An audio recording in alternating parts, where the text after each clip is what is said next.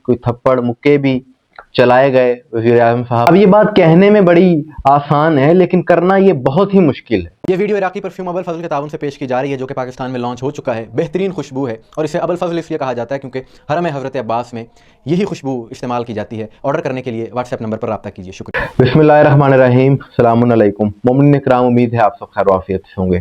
آج کی ویڈیو بھی موجودہ عالمی حالات کے تناظر میں ہے، بڑی اہم ویڈیو ہے، بڑے دلچسپ موضوع پر ہے، اور یہ لمحہ فکریہ ہے تمام عالم اسلام کے لیے، خصوصاً تمام مسلم ممالک کے جو حکمران ہیں ان کے لیے ایک لمحہ فکریہ ہے کہ عوام کی رائے کو، عوامی انٹرسٹ کو مد نظر رکھنا کوئی بھی فیصلہ کرتے وقت کس قدر ضروری ہے۔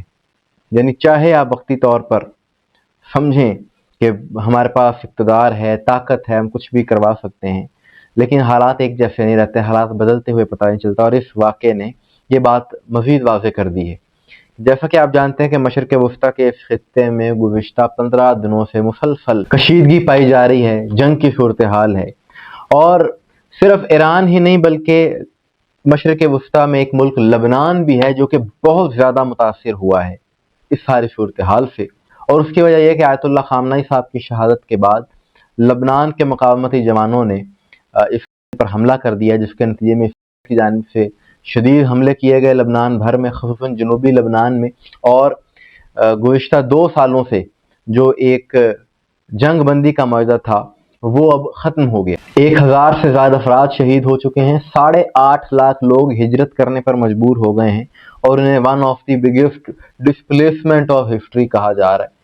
بہت بڑے پیمانے پر جنگ کی وجہ سے جو ہجرت کرنا پڑی لوگوں کو، ان میں سے یہ لبنان میں بھی ایک ہے۔ یعنی حالات انتہائی کشیدہ اور مشکل ہے، اور اس کی پیشگوئی تقریباً 1.5 سال پہلے سے ہی شروع ہو گئی تھی۔ ہم نے بھی اس حوالے سے پروگرام کیے تھے، اور اس کی وجہ یہ تھی کہ جب عالمی طاقتوں کی جانب سے لبنانی حکومت کو یہ کہا کہ آپ مقاومت کی تحریک مکمل طور پر بند کر دیں، ان پر پابندی لگائیں، ان کو گرفتار کریں، اور ان سے اسلحہ بھی ان کا واپس لے لیا جائے۔ اب یہ بات کہنے میں بڑی آسان ہے لیکن کرنا یہ بہت ہی مشکل ہے، مشکل ترین کاموں میں سے۔ اس کی وجہ یہ ایک تو ان کی عوامی مقبولیت وہاں پر بہت ہے اس تحریک کی، اور حکومت کے اپنے بہت سے منسٹرز اور بہت سے لوگ ہیں جو کہ اس حق میں بالکل نہیں ہے، بلکہ حکومت کی مخالفت کرتے ہیں اس پالیسی کی۔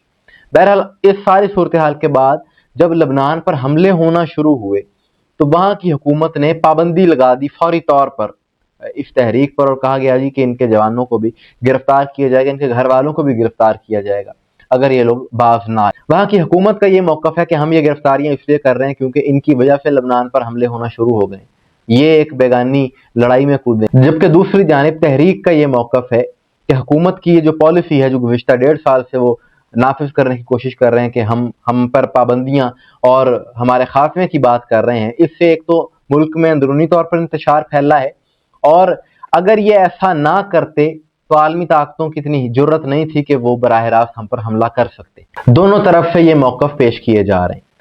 اب اس ساری کشیدہ صورتحال کے بعد جب بہت زیادہ نقصان ہو گیا جنوبی لبنان میں، تو وہاں کے وزیر اعظم نواف سلام 2 دن پہلے جنوبی لبنان کے ایک گاؤں کا دورہ کرنے گئے جہاں بہت شدید حملہ ہوا تھا اور بہت زیادہ نقصان ہوا تھا جانی و مالی۔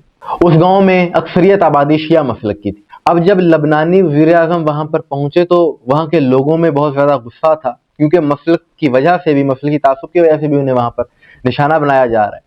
تو انہوں نے ایک جتھے کی صورت میں لبنانی وزیر اعظم پر حملہ کرنے کی کوشش کی، کوئی تھپڑ مکے بھی چلائے گئے وزیر اعظم صاحب۔ سیکورٹی نے فوری طور پر وزیر اعظم کو اپنے حصار میں لے لیا، لیکن لوگوں کا غصہ زیادہ تھا، اور لوگوں کا غصہ اس لیے بھی ہے کہ ان کا موقف وہاں پر یہ ہے کہ حکومت کی اس پالیسی کی وجہ سے ان کا وہاں سے نکل کر کہیں اور جانا بھی بہت مشکل ہو گیا ہے، کیونکہ ایک تو حکومت کی سختیاں ہیں، اور دوسرا اس شیعہ مسلک کی وجہ سے، مسلکی تعصب کی وجہ سے انہیں دوسرے لوگ جگہ بھی نہیں دے رہے، کیونکہ وہ لوگ سمجھتے ہیں کہ اگر شیعہ مسلک کے لوگوں کو ہم نے پناہ دی، یہاں پر ان کو گھر دیے، تو کہیں ہم پر بھی حملہ نہ ہو جائے۔ اس ساری صورتحال کے بعد حکومت میں وہاں پر بہت زیادہ اضطراب ہے، لوگوں میں بھی بہت زیادہ پریشانی ہے، کیونکہ اندرونی طور پر بہت زیادہ کشیدگی ہے جس کی وجہ سے یہ انتشار وہاں پر پیدا ہو رہا ہے، اور بیرونی حملوں کا تو سامنا ہے ہی اب، لیکن اب اندرونی طور پر بھی خانہ جنگی کی اگر صورتحال